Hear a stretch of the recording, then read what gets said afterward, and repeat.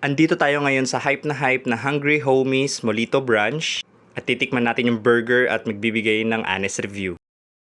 Meron silang tatlong klase ng burger, Hype Beef Puris at Run BMC. So try na lang natin yung dalawa kasi wala yung Run BMC. Sa sides naman, subukan natin yung Home Special Friends Fries and yung slush na Palmer. Plus 12 na kami nakarating kaya number 25 na kami. First honest review, pakatagal ng serving time. Umabot ng 1 oras yung paghihintay namin pero sana sulit. Ang maganda dito nakikita mo kung paano nila ginagawa yung mga pagkain. So ayan na nga si Kuya masama pa tumingin. Siya yung may-ari. Pogi! At after 1 hour dumating na nga yung burger natin.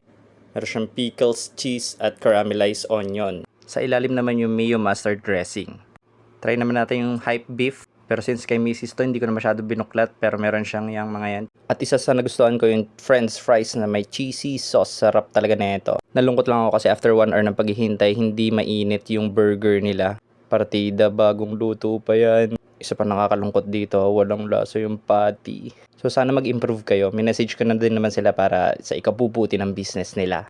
So, ito na rin yung loob ng patty.